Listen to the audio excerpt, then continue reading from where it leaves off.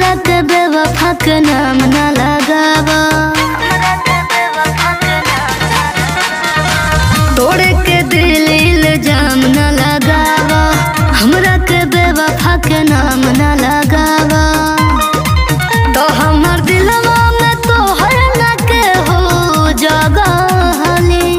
यार मैं पगला था तू पगली, मैं ना बदला पर तू बदली।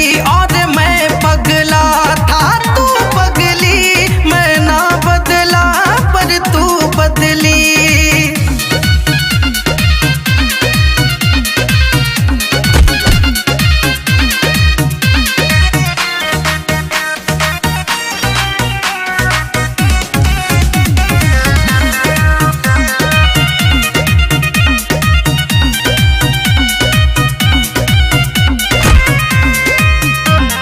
हम थे तेरे तुम हुए ना हमारे, दिल जानता दिन है कैसे गुजारे।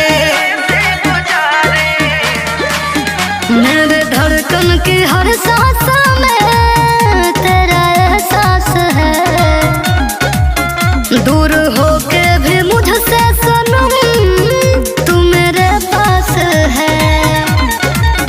तू कहो तो सनम हम तो हर कसम ली।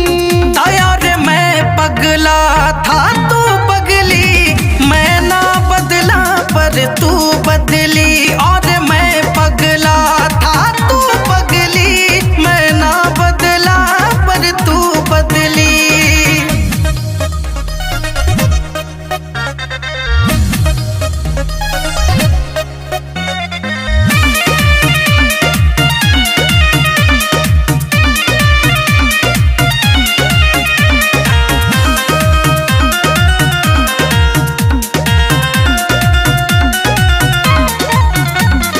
मरते थे तुम पे तुम्हीं पे मरेंगे, जब तक जिएंगे मोहब्बत करेंगे।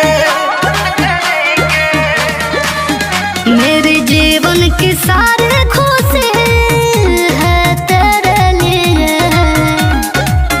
मेरा दिल जा